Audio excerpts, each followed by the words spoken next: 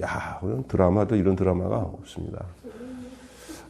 오늘 어제까지 이제 내용에 이어서 오늘 창세기 45장 1절부터 15절 말씀 함께 나누게 되었습니다. 오늘은 믿음과 용서라는 말씀으로 함께 은혜를 나누겠습니다.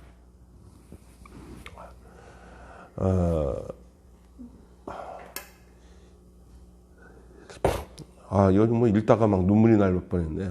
아주 막 우는 내용이 많이 나오네. 그죠? 기뻐서 울고, 감격해서 울고. 예, 어제 얘기를 잠깐 할게요. 어제 아들 중에 유다가 이제 자기가 희생하고 베냐민은 돌려보내라고 이제 아주 구속적인 희생을 고백하는데 사실은 요셉은 그것을 원했던 거예요. 그렇게 형제 사랑이 다 회복되고 그 다음에 자녀들이 이제 아버지에 대한 마음, 또 형제 간의 마음, 그리고 지난날 자기를 팔았던 형들의 마음이 어떤가 봤더니 이제는 더 이상 지체하지 않아도 자기를 드러내도 되겠다는 시점에 딱 된 거예요. 오늘 본문에서 이제 요셉이 자기를 밝히는데 어느 누구보다 저들은 요셉을 몰라서 어벙벙한 상태지만 요셉은 다 알고 있었다가 이제 더 이상은 참을 수 없고 이제 뭐 더 이상 시험해 볼 필요도 없어. 모두가 합격이야, 합격이라고 생각하고는 요셉은 그냥 대성통곡하며 막 얼마나 크게 울었는지 애굽 궁전이 다 울릴 정도로 크게 울었다고 하는 내용이 나옵니다. 자, 요셉이 이제 정말 저들을 용서하고 저희 가정이 이제 하나님의 그 섭리와 주권 아래 다시 회복되어지고 또 이 흉년의 시기에 저들의 가정이 구원을 받는 그런 역사가 오늘 본문에 담겨져 있습니다. 참담한 고난을 겪는 인생에게 하나님의 주권과 섭리를 고백하기란 쉬운 일이 아닙니다. 너무 어려운 가운데 있잖아요. 하지만 믿음으로 사는 자만이 누군가를 변화시키는 영향력을 가질 수 있습니다. 오늘 우리는 그 요셉을 통해서 그 모습을 볼 수가 있어요. 형들에게 새 삶의 지평을 열어주는 요셉을 보면서 하나님의 백성이 가져야 할 믿음에 대해서 생각해보는 귀한 아침이 됐으면 좋겠습니다.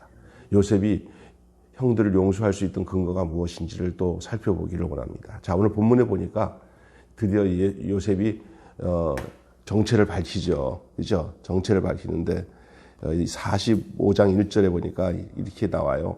요셉이 시종하는 자들 앞에서 그 정을 억제하지 못하여 소리질러 모든 사람들을 자기에게서 물러가게 하고 그 형제들에게 자기를 알리니 그때 그와 함께한 사람이 없었더라. 이때까지는 꼭 참고 다 외부 사람들 다 돌려보내고 이제 자기 형들과 동생 베냐민만 남겨놓고는 이제 있는 그 순간에 2절이 나와. 2절에 요셉이 큰 소리로 우니 이렇게 나오죠. 얼마나 크게 울렸는지 애굽 궁전에 다 들릴 정도로 막 엄청난 큰 소리로 울었어요. 너무나 감격적인 모습인데요. 형들의 변화를 보고 요셉은 이제 참았던 눈물을 쏟아내며 자신의 정체를 밝힙니다. 놀랍고 두려워하는 형들을 안심시키고 가까이 오게 합니다. 보복의 의도가 없음을 보여주는 대목이에요. 다 가까이 오십시오. 저희들은 이 요셉을 가까이 할 수 없는 정말 엄청난 권력과 지존을 가지고 있는 사람이에요. 어찌 감히 눈도 못 맞출 정도로 당시에 최고의 권력을 갖고 있는 사람이 바로 요셉이에요.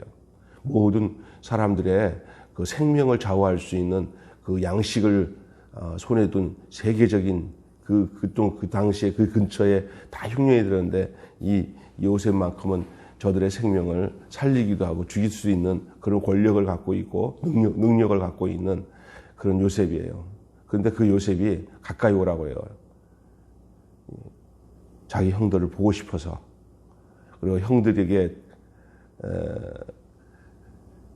당한 일이 가볍지 않고 그가 겪은 세월이 험악하였음에도 도리어 용서와 환대로 저들을 맞이하는 그러한 순간이 되었습니다.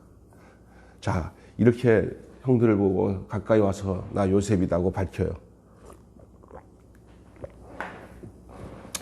자, 이렇게 요셉이 그들을 가까이 와서 이제 저들은 막 요셉 앞에 올 때 요셉이라고 하는 말을 들었을 때 두 가지 마음이 들었을 것 같아요. 물어볼게요. 네, 요셉입니다. 하고 울었을 때 두 가지 마음이 교차했을 거예요. 뭐야? 내 동생 요셉이야? 하고 놀랬을 거예요. 그죠?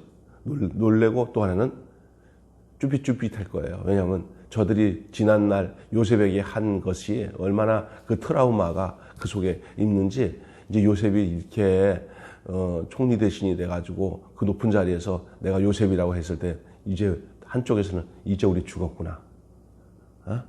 이제 우리 죽었구나. 아이, 큰일 났네. 하면서도 죽었던 동생이 또 살아났다는 그 하나 때문에 속 안에서는 이게 무슨 일이야? 아버지도 기뻐하겠네. 야, 얘 우리 이제 이거 어떻게 생각해야 돼요? 하고 정신이 없을 거예요. 지금 막 멘붕에 빠졌을 거예요. 자, 그러면서 요셉이 그냥 다정한 모습으로 형님 들어오십시오. 이제는 요셉이 형들을 시험해 볼 이유가 없어요. 요셉이 지금 테스트했던 모든 내용에 형들이 자세가 옛날과 확 달라졌어요. 이제는 이 형들에 대한 이런 아픔, 서로 이런 것들이 그들 형들에 대한 마음을 알기 때문에 도리어 이제는 요셉이 형들의 그 아픔과 그 옛날에 상처받은 거, 자기를 팔아넘기고 이거를 다 이제는 다 용서해서 이제 없는 것처럼 싸매주고 다듬어줘야 할, 이게 닦아줘야 할, 그 상처를 닦아줘야 할 그 시기가 온 거예요, 요셉은. 여러분, 우리의 죄와 허물, 우리의 주님을 마음을 아프게 한 모든 것들을 우리 스스로 해결하지 못해도 부활하신 우리 예수님께서, 만왕의 왕이 되신 우리 예수님께서 우리를 싸매주시고 닦아주시고 어루만져 주시는 줄 믿습니다. 이 형들의 상태가 마치 다시 돌아와 주님 앞에 서 있는 우리의 모습과 같아요. 예? 요셉이 다 형들로 오십시오 하고는 그들을 잘 오셨습니다. 이제 이 흉년 시기에 5년 동안 더 흉년이 있을 텐데 정말 잘 왔다고 환대를 합니다. 어리벙벙해요. 더 자세히 요셉이 살펴보니까 저들에게 불안한 마음을 없애주기 위해서 이제 이 모든 일이 당신들이 그동안 잘못하고 나를 애굽에 팔아넘기기 때문에 속상하고 힘들고 괴로운 거 다 잊어버리십시오. 왜? 하나님의 섭리를 얘기해요. 하나님의 섭리. 요셉이 형들에게 자책하거나 근심하지 말라고 위로하며 이 모든 것은 묻생명을 보존하고 야곱의 후손을 세상에 두시려는 하나님의 섭리였다고 고백을 합니다. 요셉은 고난과 억울함으로 점철된 자신의 인생을 하나님께서 그것까지 이용하셔서 지금의 이 자리에 이르게 하신 것은 하나님의 섭리고, 또한 당신들이 나를 팔아서 애굽 땅에 온 것도 다 하나님이 지금 이렇게 우리 온 가족을 이 기근에서, 이 가뭄에서 구원하기 위한 하나님의 손길이라고 고백을 합니다. 정말 이게 뭐냐, 승리자의, 그리고 하나님의 손에 잡혀서 살아가는 사람들의 최종적인 고백이에요. 뿐만 아니라 우리 예수님도 이런 요셉과 같은 섭리 속에서 그분이 이 땅에 오셔서 우리 인류를 죄에서 구원하기 위해 속죄물로 이 땅에 오셔서 십자가에서 우리의 모든 죄를 해결해 주신 이 모든 사실들에 대해서도 요셉과 똑같은 말을 하고 있는 것이 신약 성경에 나온 예수님과 성령님이 우리에게 주시는 말씀인 줄 믿습니다. 네? 하나님의 그 인도하심, 섭리, 그 요셉은 고난과 억울함으로 점철된 인생 아니에요. 보디발 장군 집에 가서 총무로 지내고, 거기서 또 억울하게 여자 그 부인이 또 뒤집어 써가지고 정치 감옥에 들어가서 감옥 속에서 또 지냈어요. 지내는 곳마다 그것이 힘들고 어려운 감옥 생활이라도 힘들다 하지 않고 그때마다 하나님만 바라보고 하나님 의지하고 하나님께서 그를 형통케 해주셔서 정말 점점 더 나쁜 곳으로 가죠. 점점. 보디발 장군 집에서 가정 총무로 있다가 거기서 또 더 안 좋은 곳으로 갔어요. 어디로 갔어요? 감옥으로 갔어요. 그죠? 예? 갈수록 태산이에요. 가면 갈수록 원망과 증오와 형들이 이럴 수가 있어. 내가 아유, 이제 여기서 종소리 하는 것도 힘든데 이제 감옥까지 왔어. 내 인생은 이제 끝났나 보다 하고 맨날 불평할 수도 있어요. 근데 요셉은 그렇게 안 살았어요. 그때마다 하나님께서 그에게 함께 하시고 주어진 일에 성실을 다했어요. 자, 그러다가 술 맡은 관원장과 떡 맡은 관원장의 꿈을 해석하고 술 맡은 관원장이 가서 잊어버렸어요. 완전히. 요셉을 잊어버렸어요. 2년간. 그러다가 갑자기 하나님께서 바로에게 꿈을 보는데 그 꿈이 심상치 않아요. 근데 무슨 꿈인지를 모르겠어. 꿈이 해석을 못하고. 그래서 그 애굽에 있는 모든 사람들이 와서 그 박수들, 그다음에 그 술사들, 또 많이 배웠다고 하는 이런 사람들이 다 와서 꿈을 해몽하지 못해요. 하늘에서 난 것을 어떻게 저들이 알 수가 있겠습니까? 하늘의 사람인 요셉이 그 꿈을 다 해석하고 또 어떻게 해야 될지 다들 막막하니까 이 바로가 네가 이 나라를 다스려라. 나는 이름뿐이다. 하고 요셉에게 모든 고난을 준 줄로 믿습니다.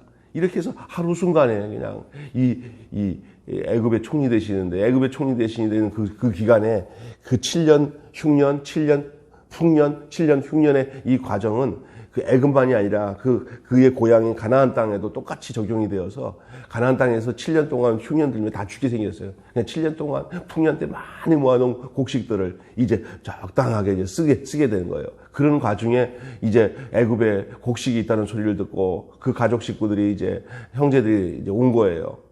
이러는 찰나에 이 스토리가 이제 계속 진행되면서 형들의 마음들을 요셉이 싹 살펴보고 있는 가운데 하나하나가 다 옛날 같지가 않아요.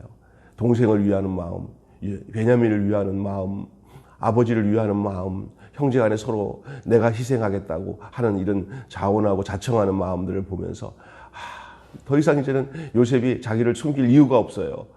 그래서 때를 기다렸다가 오늘 드디어 요셉이 자신을 드러냈어요.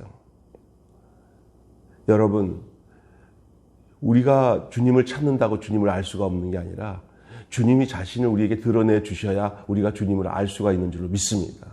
주님은 자기네 죄를 회개하고 자기의 마음 상태가 주께로 우리 옛날 같지 않게 우리 마음이 주를 향하는 사람들에게 그리고 형제를 사랑하는 사람들 마음속에 주님은 찾아와서 자신을 드러내어 주시는 줄 믿습니다. 요셉이 자신을 드러냈지 저들이 요셉을 알아내지 않았어요. 차마 알아낼 수도 없어요. 우리가 예수님을 알 수가 없어요. 우리 예수님이 찾아오셔서 우리에게 나다. 말씀으로 찾아오신 예수님이 나다 아무개야 하고 찾아왔기에 우리가 주님을 알고는 주님 감사합니다. 내가 너를 다 책임지마. 내가 너를 다 인도하마. 그와 똑같이 요셉도 오늘 저들의 가족과 저들의 모든 식솔과 아버지의 가족들 전부를 제일 좋은 땅인 애굽 땅에서 곡식이 제일 많고 살기 좋은 고센 땅으로 저들을 인도해서 모시겠다고 얘기를 하고 있습니다. 자, 섭리를 고백하고 형들을 용서하죠. 요셉의 용서는 복수하지 않는 것에 그치지 않고 가족의 안전을 지켜주는 구체적인 실천으로 표현이 됩니다. 이제 온 가족을 내 식솔로 여기고 내가 형들의 자녀들, 형들의 가족 식구들, 아버지에 속한 모든 가족 일과 친지들을 제가 다 돌보겠습니다. 그래서 나중에 이제 애굽 땅으로 다 이민을 가는데 요셉 때문에 그 미국으로 이민 가듯이 그 애굽 땅으로 이민을 가는데 성경에 보니까 70여 명이 갔다고 그랬어요. 72명, 70명. 그러니까 온 그 대가족이 움직인 거예요. 손주까지 조카까지 다 요셉의 화해의 의지를 요셉이 먼저 밝히는 거예요.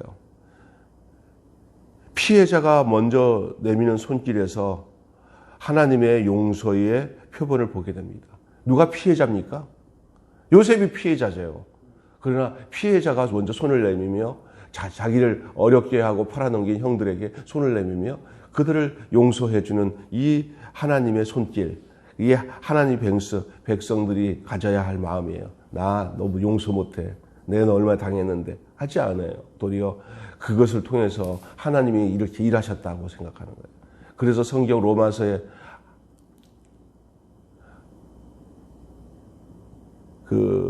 하나님을 사랑하는 자, 곧 그 뜻대로 부르심을 받은 자들에게는 모든 것이 합력하여 선을 이루느니라. 아멘. 요셉이 바로 그런 표본입니다. 누구는 이런 얘기해요. 아이고, 요셉이 성공했으니까 그런 마음 같지. 요셉이 안 성공하고 어려우면 이렇게 하겠어. 안 성공하고 이게 어려우면은 이들을 만날 이유도 없어요. 이들을 만날 이유도 없고 만날 수도 없어요. 성공했기 때문에 저들이 하나님의 섭리 가운데 그 요셉 앞에 모이게 된 거예요. 그때 요셉은요, 과거를 묻지 않고 자기에게 당한 어려움을 생각지 않고 지금 내 자리에 올라오게 한 하나님 중심으로서 자신을 해석하고 또 형들에 대해서도 그런 안목으로 그 용서를 베풀 수 있는 거예요. 여러분, 예수 믿고 구원받은 사람은요, 용서해 줄 수 있는 자격이 있는 사람이 되는 거예요. 왜? 만왕의 왕 예수 그리스도가, 구원의 그리스도가, 예수 그리스도가 우리 안에 생명으로 와 계시기 때문에 어느 누구도 용서하지 않을 수 없는 그러한 그 왕 같은 제사장이요, 택하신 백성이기 때문에 우리는 어떤 나에게 피해를 준 사람도 그까짓 거 다 지나가면 다 하나님이 이렇게 하기 위한 거라고 이렇게 하잖아요. 그렇게 하는 거예요. 근데 이건 있어요. 요셉이 이렇게 형들을 보면서 싸가지를 본 거죠. 아직까지 옛날 싸가지인지 아니면 완전히 변화된 싸가지인지. 그런데 변한 거예요. 이제 형들이 진짜 형 같고, 형들의 인격이 변하고, 가정의 분위기가 달라지고, 이제 내가 이 정도, 이게 가정이 좀 해피엔딩이 된 거예요. 자기는 하나님의 은혜 가운데 출세하고, 이제 이거를 가족들에게 저가 어렸을 때 꾼 꿈들이 그대로 이루어지는 것들을 느낀 거예요. 어렸을 때 꿈이 뭔지, 볕잔 11개가 자기에게 절하고 해와 달과 별들이 자기에게 절하는 그 꿈을 꿨더니 그거 가지고 막 핍박을 했잖아요. 잘난 짓이나 안 그래도 막. 그때는 얼마나 가족 안에 아버지의 편애와 형들이 요셉에 대한 시기와 질투가 얼마나 심했는지. 요셉이 사는 게 아니었어요. 근데 하나님이 이 요셉을 이렇게 바꾸셔서 온 가족을 구속하는 구속자로 세우시고, 온 백성들에게 또 온 형제들과 온 가족에게 용서와 사랑을 베풀고 환대를 베푸는 이러한 위치로 인도해 주신 줄을 믿습니다. 여러분, 우리 예수님이 부활 승천하시고 우리 나중에 우리를 심판대 앞에 섰을 때 우리가 이런 요셉의 형제들이 만나는 만남의 장이 되는 그 마지막 미래가 될 수 있기를 주님으로 축원합니다. 예? 우리가 나중에 심판되신 주님의 앞에 섰을 때 예수님이 나다. 주님, 저희들은 한 것도 아니다. 다 용서하고 우리를 자기 곁에 두시는 그 놀라운 축복이 마치 요셉과 그 형들의 모습이 아닌가, 그런 생각이 엄피 드네요. 그죠? 오늘 말씀을 통해서 함께 은혜를 나눈 것은 요셉의 용서와 관용은 어디에서 비롯된 것입니까? 끊임없이 하나님과 동행하며 그분의 시선으로 자기 인생을 바라보았기 때문에요. 참고 인내하며 자기 삶에 베푸신 하나님의 그 크신 은혜를 묵상했기 때문입니다. 믿음으로 사는 자만이 관용할 수 있고 변화를 만들 수가 있어요. 참, 이 한마디로 말한다면 섭리의 관점과 구원의 관점에서 볼 때, 그때 참된 용서와 환대가 나오는 거예요. 그러니까 요셉이, 예를 들어서 보세요. 요셉이 이렇게 출세했을 동안에도 자기 중심으로 딱 생각하면서 내가 이렇게 고통당한 거 내가 나중에 출세한 다음에 만약에 그렇게 되면 너희들 형들 내가 가만 안 놔둬. 내가 그냥 이 당한 고통 내가 생각하면 내가 죽이고만 할 거야. 요셉은 그 생각 전혀 안 해요. 이게 하나님의 사람이에요. 우리 하나님이 우리를 향해서 증오하지 않고 끝까지 용서하고 사랑하는 마음을 주시다가 결국은 자기 아들을 내어주셔가지고 우리에게 살 길을 열어놓으셨잖아요. 예수 그리스도로 말미암아. 그것이 요셉에게 담겨진 하나님의 마음이에요. 요셉은 그런 사람으로서 우리에게 이렇게 하나님과 우리 예수님의 모습을 보여지도록, 인간 요셉을 통해서 그 모습을 보여주도록 우리에게 기록된 성경이 이 요셉에 대한 얘기가 아닌가 싶어요. 그리고 앞으로도 우리도 마찬가지예요. 그 요셉의 삶을 본받아서 우리가 어느 시기에든지 하나님의 섭리 가운데 우리의 시각이 열려서 모든 사람들을 용서하고 환대하며 화해에 이르고 하나 되게 만드는 그런 사람이 되어야 될 줄로 믿습니다. 그것이 성경이 우리에게 가르쳐주고 있는 믿음과 용서의 내용이에요. 오늘 이런 모습을 통해서 저와 여러분의 삶 속에, 인생 속에 하나님의 섭리 가운데서 하나님의 인도하심과 이끄심 속에서 눈이 열려 볼 수 있는 자신을 보고 또한 상황을 보고 또 지나간 역사를 보고 그리고 또 나와 함께 있던 모든 얼룩졌던 모든 인간관계 속의 어려움도 인간의 눈으로 보지 않고 하나님의 구원의 섭리와 그리고 용서의 관점에서 보며 살아갈 수 있는 저와 여러분이 되시기를 주님의 이름으로 축원합니다. 특별히 아직까지도 내 마음에 난 저놈은 용서 못해 하는 사람이 없기를 바라요. 다 그게 승리자예요. 그게 요셉 같은 사람이에요. 우리가 살다 보면 다 인간관계 속에 매여 살아요. 그러다 보면은 결국에 이런 마음을 품고 살 수가 있어요. 내가 출세하면 내가 잘 되면 너 가만 놔두나 봐라. 이런 게 젊었을 때 이런 어떤 그것이 더 열심히 사는 동기가 되는 사람들도 있어요. 그러나 그거는 시작점이 잘못된 거예요. 요셉은 형들이 팔았던 게도 그는 형들에 대한 관점을 가지고 자기가 보복하겠다는 마음을 가지고 살지 않았어요. 그렇게 살았으면 꿈도 없고요. 그렇게 살았으면 가정 총무로 지낸 생활이나 감옥 생활 속에서도 하나님이 그와 함께 하지 않았어요. 그는 늘 하나님 앞에서 살았어요. 고난이 오고 다른 사람들한테 배신을 당하고 인신매매를 당해도 그냥 처음엔 사람이니까 힘들었겠죠. 형들 왜 그래? 그러면서 힘들었겠죠. 그러나 그는 또 주어진 환경에서 사람 의지하지 않고 하나님 의지하면서 살았기 때문에 결국은 이렇게 총리 대신이 되고 이 엄청난 하나님이 주신 출세의 그 길목에서 모든 형제들을 전부 다 구속할 수 있는 그런 놀라운 역사가 있었던 것을 여러분 기억하시기를 바랍니다. 기도하겠습니다. 하나님 아버지, 오늘 요셉을 통해서 그 믿음과 용서의 삶이 무엇인지를 보고 이 자신의 정체를 밝히고 섭리를 고백하고 또 형들을 완전하게 용서하며 가족을 책임지는 이런 모습들을 보게 되었습니다.